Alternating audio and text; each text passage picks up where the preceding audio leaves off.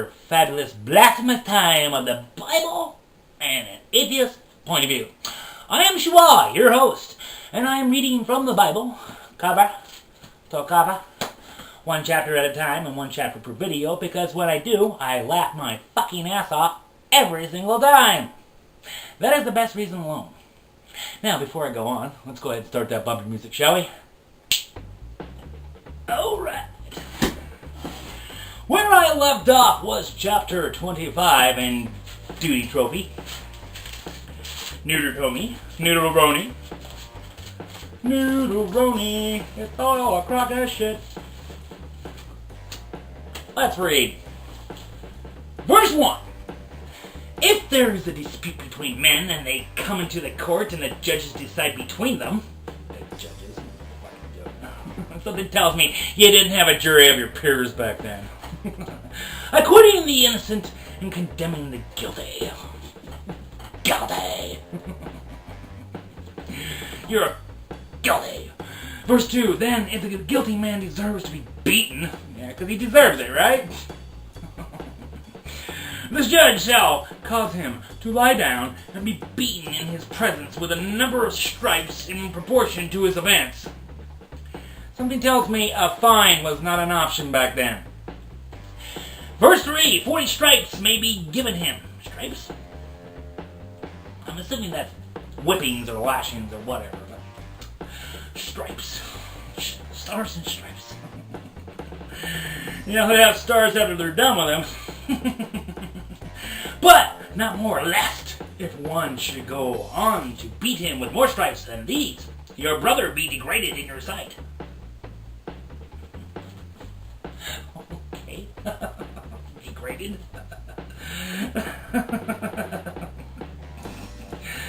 Is that anything like grating cheese?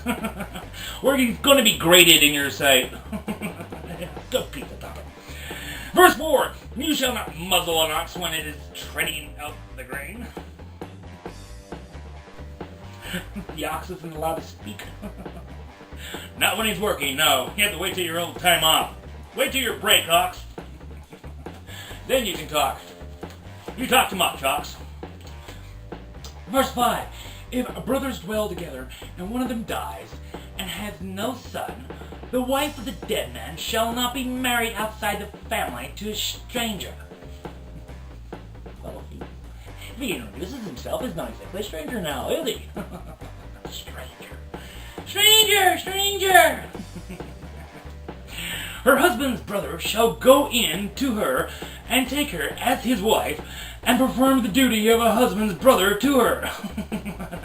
She has no say in the matter, of course. Because it's all fucking here, right? Verse 6, and the first son whom she bears shall succeed in the name of his dead brother, that his name may not be blotted out of Israel. I didn't even realize they have white out back then.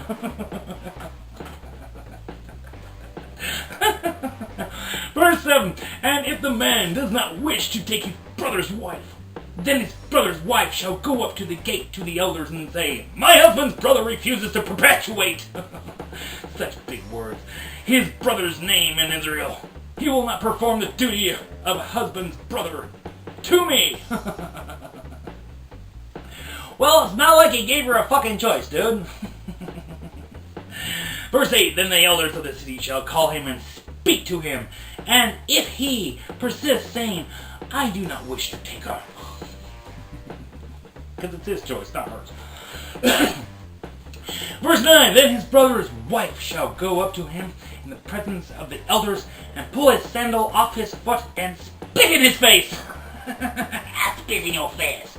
I spit in your general direction. Hatui. And she shall answer and say, so shall it be done to the man who does not build up his brother's house? Shall it be done or shall it not be done? That is the question. Verse 10, and the name of his house shall be called in Israel, the house of him who has his sandal pulled off.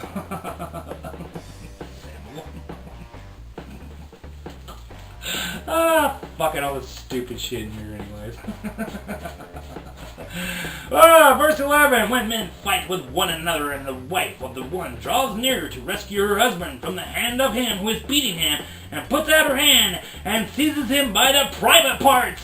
Gotcha by the cock and balls! Verse 12. Then you shall cut off her hand. Your eye shall have no pity. Brutal. Yo, bitch, why you grab my cock and balls? Why would she grab that during a fight? Doesn't make any fucking sense. Why? And then she gets her hand cut off. Well, at least she still has tits. Verse 13. You shall not have in your bag 2 kinds of weights, a large and a small bag. Is this another fucking reference to your nutsack?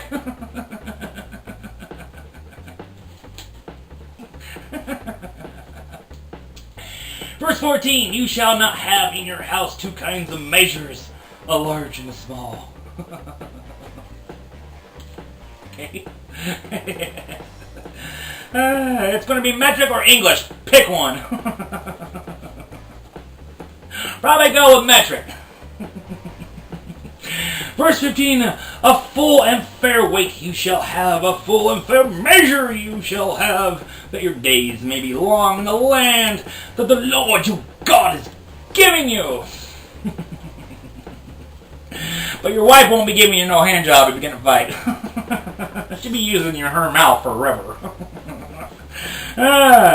See, that'd be bad, you know? Why would you want to cut your wife's hand off? No more hand jobs, shit. Verse 16, for all you who do such things, all who act dishonestly, are an abomination to the Lord your God. Abomination. Verse 17, remember what Anak did to you on the way as you came out of Egypt. You're trying to forget it. It was a very painful time. Anak is that bastard.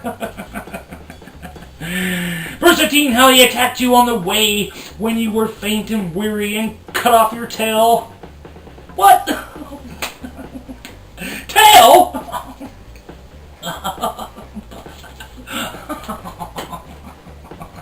And those who were lagging behind you and they did not fear God. Since when do we have fucking tails? Maybe they had tails back then. That's it. Yeah.